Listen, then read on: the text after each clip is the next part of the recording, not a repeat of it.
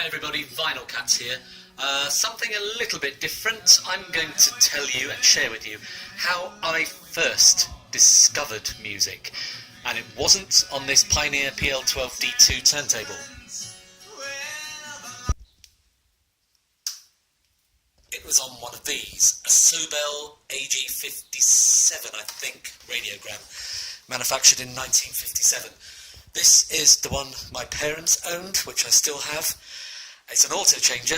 I started listening to vinyl when I was about 5 by stacking up 45s on this old auto changer, BSR Monarch UA13, is it? I think it is.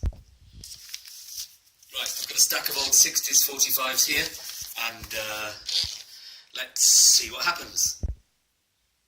It's quite a while since I've used this. I don't play modern records on this because it's an old heavyweight an old heavyweight vintage BSR TC8 cartridge, which does plough up modern records. So these are old, kind of quite well scratched 60s records that I'm using. Let's see what happens. Usually they used to all drop down at once sometimes, but we'll see how it goes. I can only play a few seconds of each record, of course, because of the copyright thing.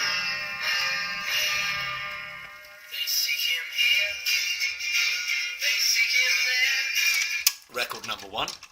Number 2 drops down okay. Seriously, this is how I discovered music back in the mid-1960s. There she was, just walking down the street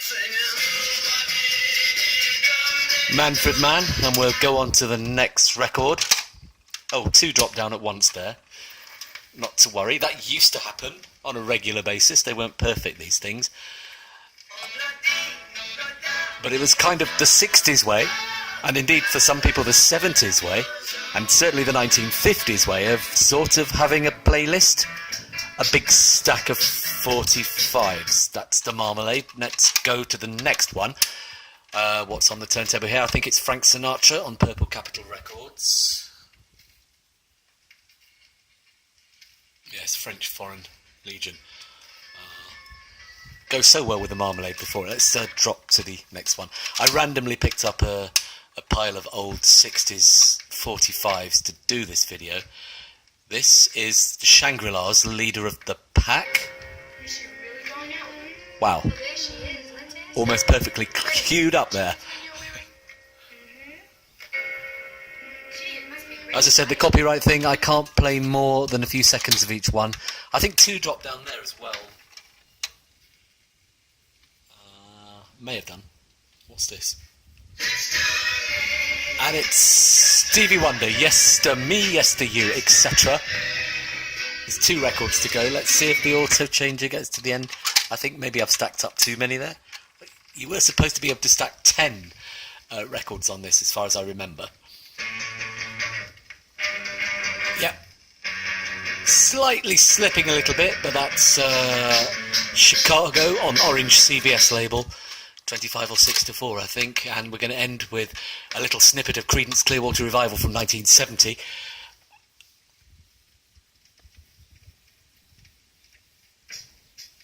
Which I think is long as I can see the light. Actually, this one dates from 1970, so nearly 60s.